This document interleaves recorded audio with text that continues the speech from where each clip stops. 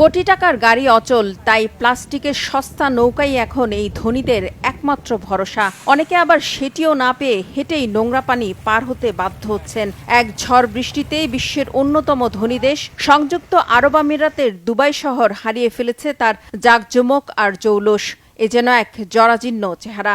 বৃষ্টি কমলেও জলাবদ্ধতায় কার্যত অচল দুবাই। সবচেয়ে ভয়াবহ বিষয়, প্রবল ঝড় বৃষ্টিতে প্লাবিত দুবাইয়ের ধনীদের বিশাল বিশাল দামি অট্টালিকা আর দৃষ্টিনন্দন সুরম্য প্রাসাদগুলো, উঠান, ঘরের ভেতরের প্রতিটি জায়গা সবখানেই এখন থই থই পানি। জলাবদ্ধতা আর পানি ঢুকে নষ্ট হয়ে গেছে দামি দামি সব আসবাবপত্র, টাইলস, বাগান আর লনগুলো। নোংরা পানিতে ডুবে গেছে প্রাসাদের ঘরগুলো। বন্যাপ্রবণ দেশগুলোর জন্য এমন দৃশ্য যতটা স্বাভাবিক, ঠিক ততটাই অস্বাভাবিক মরুর দেশগুলোর জন্য। শুষ্ক আবহাওয়ায় দুবাইতে খুব একটা বৃষ্টিপাত না হয় তাদের নেই পানি নিষ্কাশন ব্যবস্থা। তাই এমন জলাবদ্ধতায় অনভ্যস্ত হতভম্ব দুবাইয়ের ধনী অধিবাসীদের অবস্থা খুবই নাকাল। কোটি টাকার ঘর নোংরা পানিতে ডুবে যাওয়ায় ভীষণ নাজেহাল অবস্থা তাদের। একে তো জলাবদ্ধতা, তার উপর নেই বিদ্যুৎ, নেই পানি, নেই ভবনগুলোর বিভিন্ন সুযোগ সুবিধা, বসবাসের অযোগ্য অনেক ভবন। এখনো সবকিছু স্বাভাবিক না হয় ক্ষুব্ধ অনেক দুবাইবাসী। এখানে বিদ্যুৎ নেই, পানি নেই, ভবনগুলোর ভেতরে সব সুযোগ সুবিধা বিচ্ছিন্ন হয়ে গেছে। পোকামাকড়ের উপদ্রব বেড়েছে। এমন অবস্থায় আমরা দুবাই ইলেকট্রিসিটি অ্যান্ড ওয়াটার অথরিটিকে ও পৌরসভাকে ডেকেছি, কেউ আসেনি। আমরা পুলিশকে ডেকেছি, কেউ উদ্ধার করতে আসেনি। আমাদের সহায়তা করতে কিন্তু কেউ আসেনি। অনেকেই বাড়িঘর ছেড়ে গেছে, সবাই ক্ষুব্ধ। আমাদের বাড়িতে সব বাথরুমের ড্রেনেজ থেকে এখনো নোংরা পানি বের হচ্ছে। সবকিছুই এখন পানির নিচে। আমার পুরো বাগান, আমার পুরো বসার ঘরটি, আমার সমস্ত আসবাবপত্র, গ্যারেজ সব ভেসে গেছে। আসলে এই দেশে এমন ভয়াবহ বৃষ্টিপাত হবে এটা কখনো ভাবিনি। তাই এই নাজুক পরিস্থিতির জন্য আমরা কেউই প্রস্তুত ছিলাম না।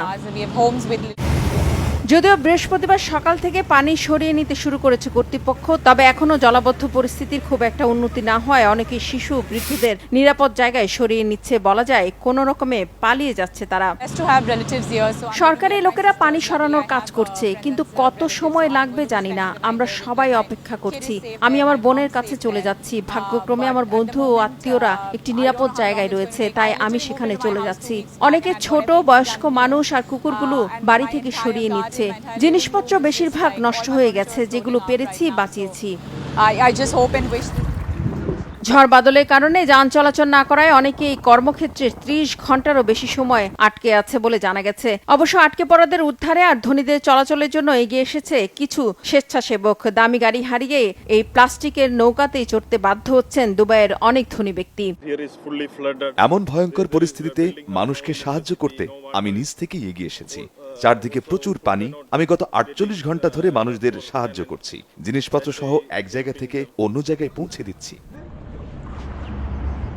এমন প্রলয়ঙ্কারী ঝড় বৃষ্টিতে অনভ্যস্ত দুবাইবাসী একে এলিয়েনের থাবা বলে উল্লেখ করেছে। জানালেন এমন অবস্থা আগে কখনো দেখেননি তারা। এটি একেবারেই ভয়ঙ্কর পরিস্থিতি। দুবাইতে আমি আরো ঝড় দেখেছি, তবে এটি অনেক বেশি ভয়াবহ। মনে হচ্ছিল এলিয়েন আক্রমণ চালাচ্ছে।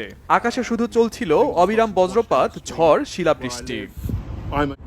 রিফাত জামান, বাংলাভিশন নিউজ ডেস্ক।